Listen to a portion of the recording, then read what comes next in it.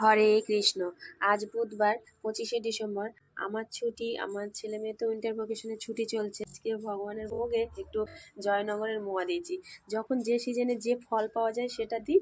আর এখন একটু মিষ্টির মধ্যে নলেন গুড়ের রসগোল্লা, নলেন গুড়ের সন্দেশ আর জয়নগরের মোয়াটাও আমার কদিন ধরে ইচ্ছা করছিল ভগবানের ভোগে একটু জয়নগরের মোয়া দেব। আমি সত্যি মনে মনে যেটা ইচ্ছা জাগে সেটা আমি সত্যি হাতের কাছে পেয়ে যাই।